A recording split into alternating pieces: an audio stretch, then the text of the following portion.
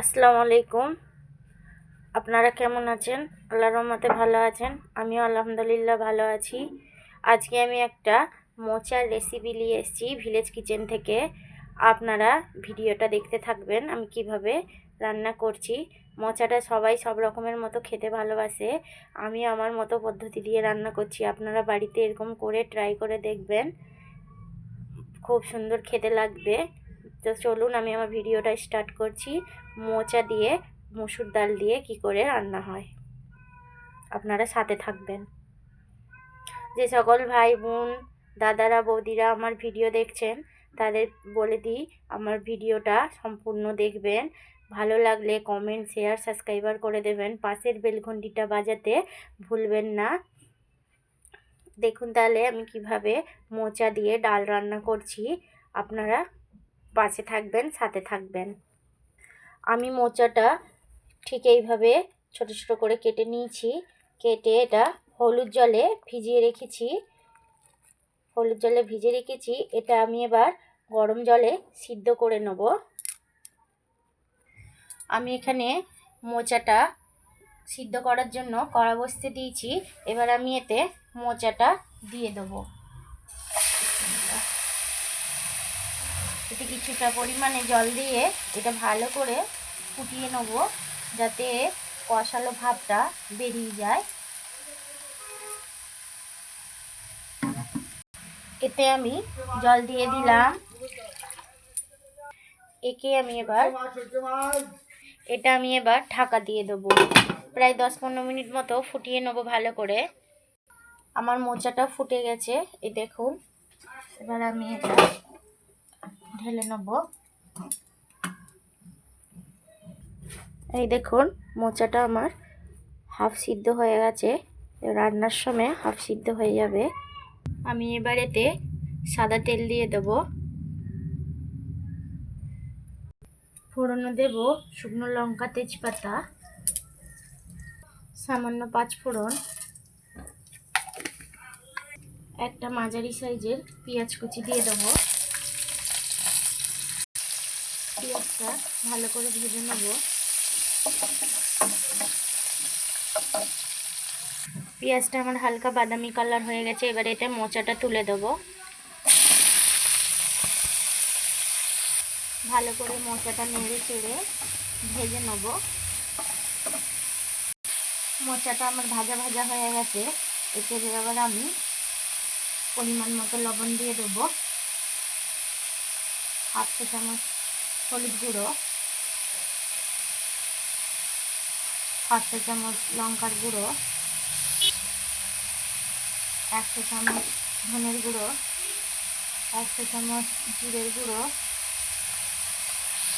মাঝারি সাইজের আমি টমেটো রেখেছিলাম কুচে, সেটা দিয়ে দেবো।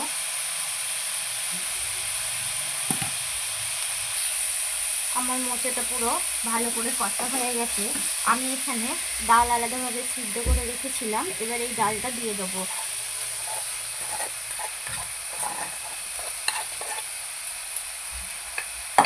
ভালো করে নেড়ে চেড়ে নেবো, মোচাটা যেন ডালের সাথে মিশিয়ে যায়। এটাকে কিছুক্ষণ ভালো করে কষতে থাকবো।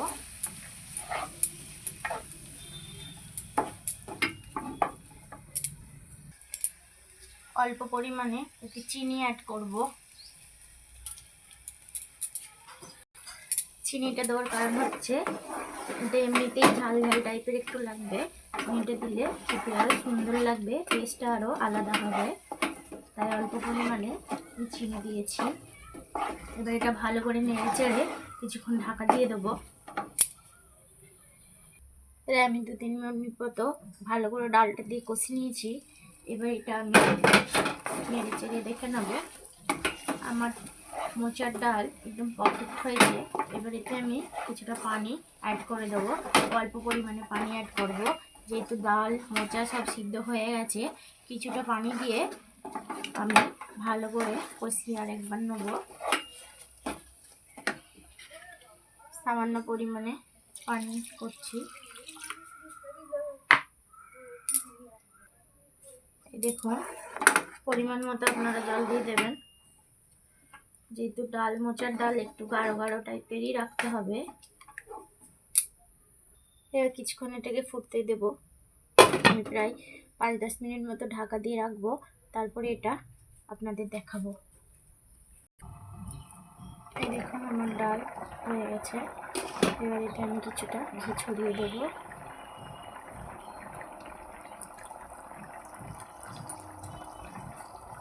ঘি ছড়িয়ে দিয়েছি, এবার আমি ঢাকা দিয়ে নামিয়ে নেব।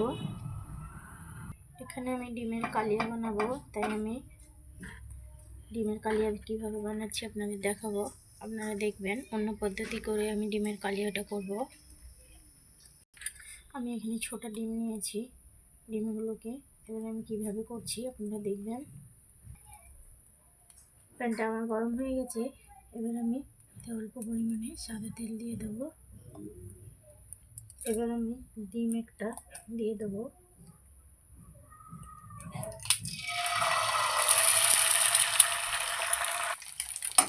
দেখুন ছোট ডিম আমি এইভাবে কোচ করে নেবো।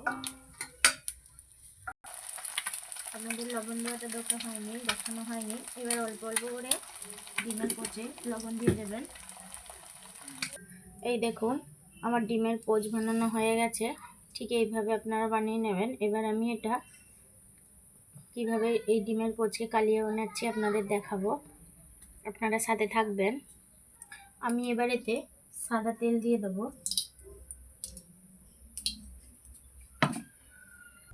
ফোড়নে এলাচ, তেজপাতা, লবঙ্গ, দালচিনি দিয়ে দেবো।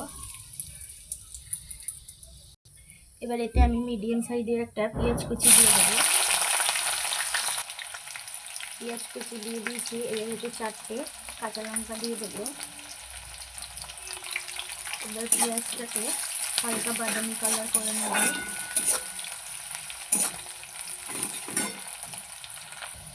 এই দেখুন পেঁয়াজ আমার হালকা বাদামি কালার হয়ে গেছে। এবার এতে আদা, রসুন, পেঁয়াজ আর টমেটোর পেস্ট দিয়ে দেবো 2 চামচ।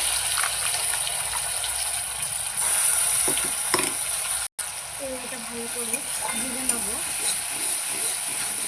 যতক্ষণ না আদা, রসুন, পেঁয়াজ, টমেটোর পেস্টটা ভাজা হয়ে গেছে ততক্ষণ ভালো করে ভেজে নেব। ভালো করে নাড়াচাড়া করে ভাজতে হবে যেন কষে না যায়। এই দেখুন মশলাটা আমার পুরোপুরি ভাজা হয়ে তেল ছেড়ে দিয়েছে। এবার এতে আমি 1/2 চা চামচ কাশ্মীরি লঙ্কার গুঁড়ো দিয়ে দেবো। 1/2 চা চামচ হলুদ দিয়ে দেবো। 1/2 চা চামচ লঙ্কার গুঁড়ো দিয়ে দেবো। স্বাদ মতো লবণ দিয়ে দেবো।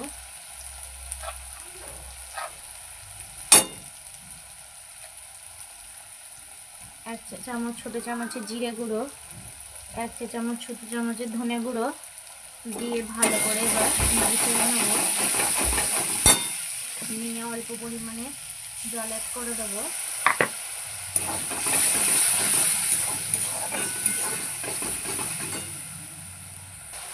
দেখুন আমার মশলাটা পুরো ভাজা হয়ে গেছে, তেল ছেড়ে দিয়েছে। দেখুন এবার এতে সামান্য পরিমাণে জল অ্যাড করে দেবো। এবার এই জলটাকে ভালো করে টকবক করে ফুটিয়ে নেব। এবার এটাকে আমি ঢাকা দিয়ে ভালো করে ফুটতে দেবো। এবার ঢাকাটা খুলে দেখবো। এই দেখুন টকবক করে ফুটছে। এবার এতে আমি ডিমের কোচগুলো দিয়ে দেবো। ঠিক এইভাবে একটা একটা করে ছেড়ে দেবেন ঝোলের উপরে। আমি ডিমের কোচগুলো এই ফুটন্ত কড়াই জলের মশলাতে ছেড়ে দিয়েছি। এবার এটা ভালো করে ঢাকা দিয়ে 5-10 মিনিট মতো রেখে দেবো।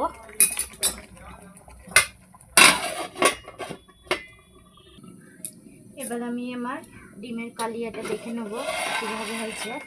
এই দেখুন এইভাবে শুকনো করে করবেন। একটাও ভাঙেনি ডিমের কোচ, যেই সেই আছে।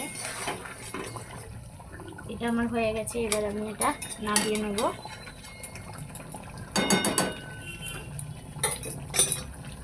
উপর থেকে অল্প পরিমাণে গরম মশলা ছড়িয়ে দেবো। ডিমের কালিয়া আমার একদম রেডি। এবার আমি এটা নামিয়ে নেব। এই দেখুন আমার ডিমের কালিয়া একদম রেডি। ডিমের পোচ তৈরি করে ডিমের কালিয়া করেছি, একদম গরম গরম রেডি হয়ে গেছে। এটা তো মোচা দিয়ে ডাল করেছি, আপনারা তো দেখেছিলেন। দুটো রেসিপি আমার পুরোপুরি রেডি হয়ে গেছে। আপনারা বাড়িতে ট্রাই করে দেখবেন, খেয়ে দেখবেন। খুবই সুন্দর রান্না একটা আপনাদের সামনে তুলে ধরেছি। আপনারা প্লিজ ঘরে ট্রাই করে দেখবেন। ভালো লাগলে কমেন্ট, শেয়ার, সাবস্ক্রাইবার করে দেবেন। এখানে আমি এই পর্যন্ত ভিডিওটা এখানেই শেষ করছি। আগামী পর্বে আবার একটা নতুন কোনো রেসিপি নিয়ে আসব। আপনারা ভালো থাকবেন, সুস্থ থাকবেন, সকলকে ভালো রাখবেন, নতুন বছর ভালো করে কাটাবেন। দুটো রেসিপি আপনাদের সামনে দেখালাম, কীরম হয়েছে আপনারা কমেন্ট করে জানাবেন। আগামী পর্বে আবার একটা অন্য কোনো রেসিপি নিয়ে আপনাদের সামনে আসব। ততদিন ভালো থাকবেন, সুস্থ থাকবেন, সবাইকে ভালো রাখবেন। আল্লাহ হাফিজ।